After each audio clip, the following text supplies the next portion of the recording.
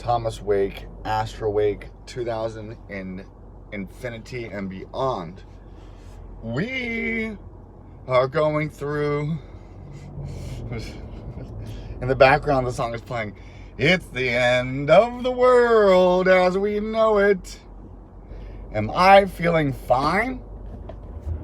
There's things we cannot change.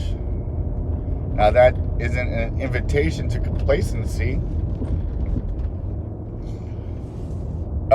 If you're not feeling fine, maybe that is actually a divine spark to the booty. Saying, get up off that thing. Get up in that ring. Fight for what's right. Take to the streets. And don't get caught up in Mercury square Neptune. A delusion. Last night we had Donald Peach get Donald Peach impeached.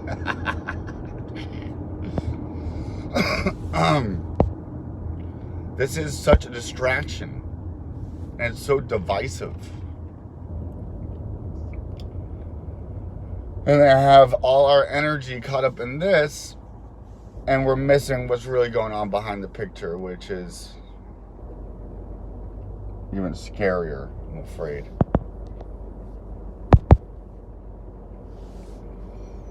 Now, this is part of the Pluto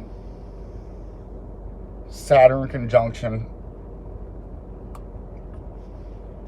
that is happening July 12th, 2020. This is America's Pluto return. This is an American Revolution type energy. But I'm afraid it's misdirected. It needs leaders. Chiron stationing direct in Aries. This is the wounded warrior who has now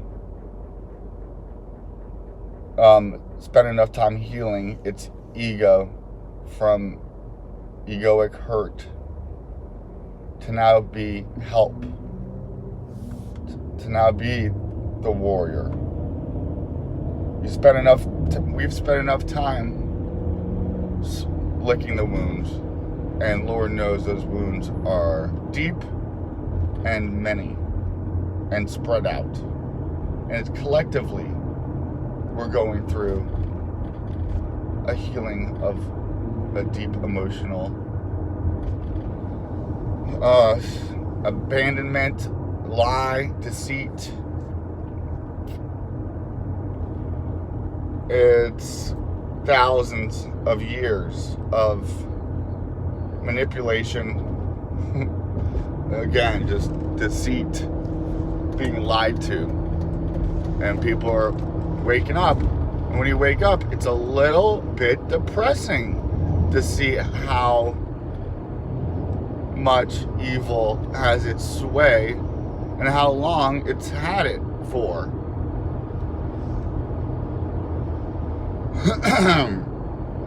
Which is where we go. We have to step into this kind of humbleness, this humility, and just accept things how they are, and know that we made a freaking soul contract before we came here. Sitting in a freaking spaceship, looking down on poor Mother Earth, volunteering to go in there to fulfill our dharmic roles and rules and duties with our soul group. All for the ascension of Earth along with us. What an exciting adventure. And one not to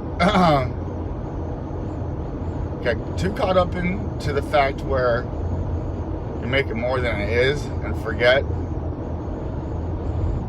we have to remember. When we read, we re-add to what we already knew. We had to drink from the cup of forgetfulness when we came in here. Some didn't drink that heavy and are able to remember stuff pretty well. So it must have been an astrological alignment.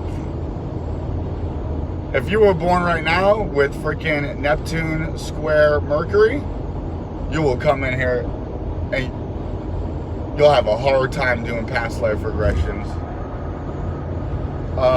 Or if you do a past life regression, you could regress into a past life that's not even yours. It's totally made up, delusional.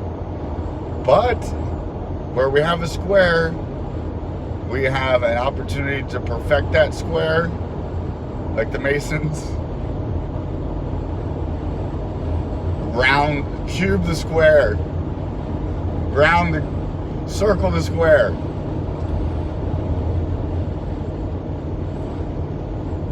That's ultimately what we're here to do, is to square the circle, which is to bring the infinite, whole, spiritual soul into the cube, to help the cube out, to raise it up. But we had to forget to lower ourselves in our vibration to enter into it. And then by forgetting and not remembering our last lives so much, it gives us, in respect, our freedom of choice, our free will more. And so we freely choose love. So it's more meaningful. If your mate freely chooses to love you, that's going to be different than if you kidnap them. Puts the lotion on. That love isn't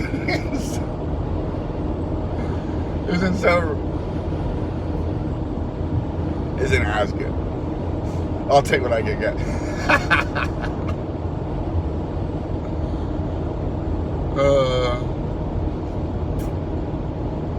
Sagittarius season going into Capricorn.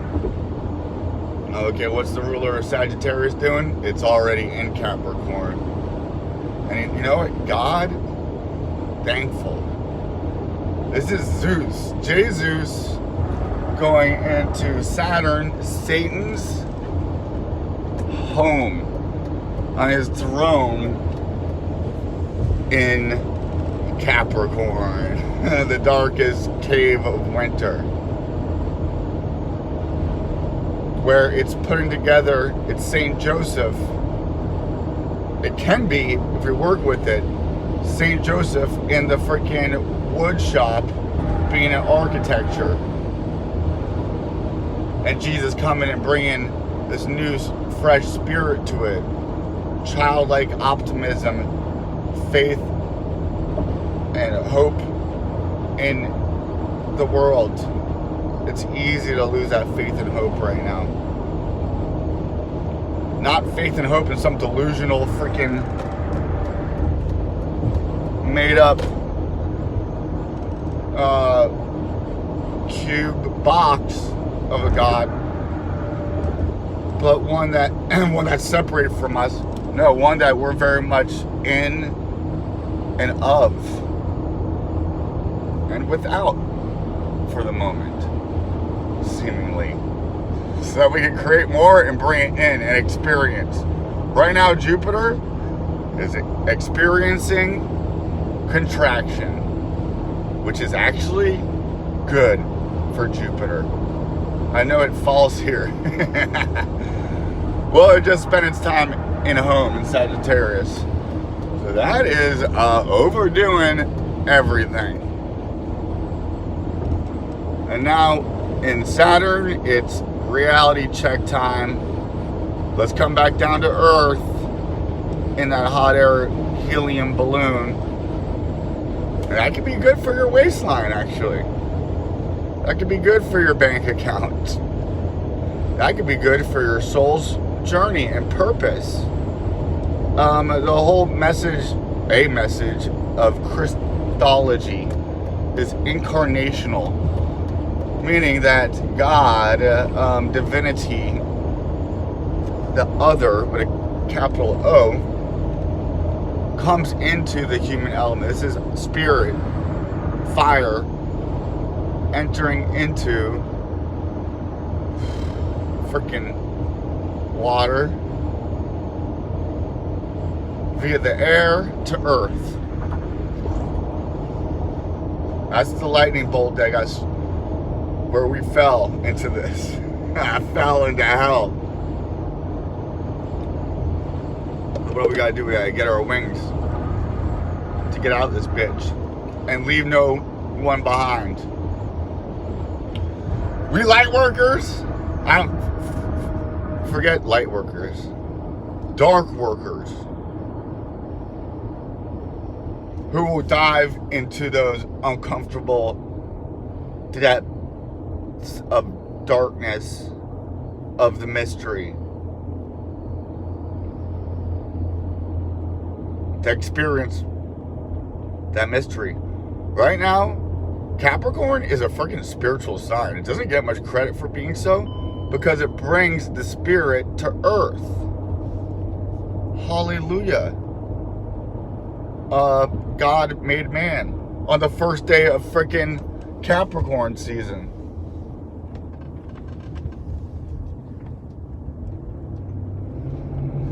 Capricorns are a lot more spiritual than people give them credit for, because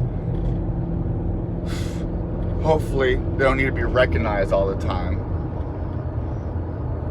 That is a bad trait about Capricorn.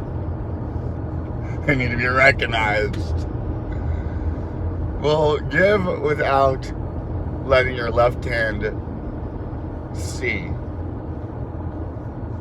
Because it's better to be rewarded karmically by God, who is the freaking judge, exalted in Libra, where it squares. There's an example of a square from Capricorn to Libra. Its home is in Capricorn, but in Libra is exalted.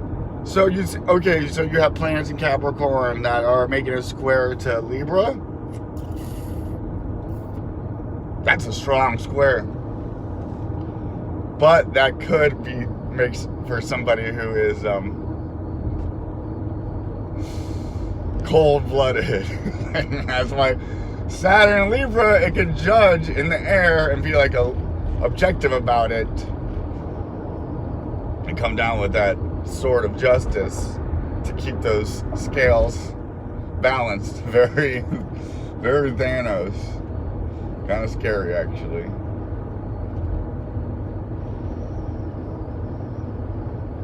Damn, we're going through some powerful times.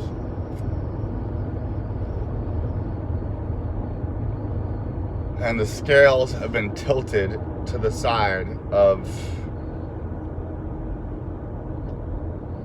Oh, and they're tilted more than ever between our divisiveness. What if we're equally divided and the scales are balanced, though? It's fucked up. It's fucked up. But I don't see the fact that we're equally divided. I don't see that as being a way to healthily deal with this conflict. They got us equally divided so that we're just like stuck on this scale. What in the scriptures they have the Christ saying that I wish this world was already on fire. Then he wouldn't have to come and freaking light it up. I came to bring a sword that will divide mother versus son versus father and daughter. That's what the Jesus is saying.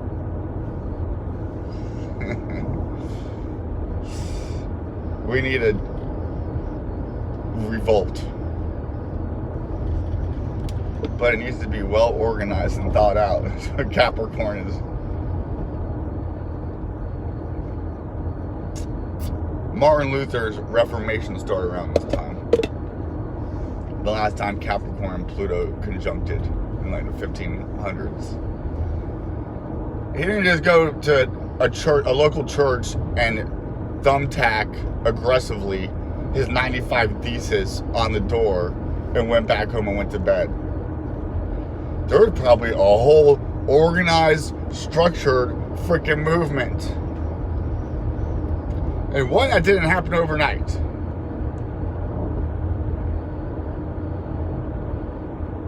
We need to start a new religion and break down the old one.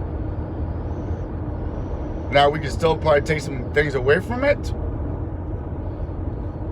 It's very much the Notre Dame Cathedral on fire, representing the sacred feminine, burning away the chains and rising from those ashes.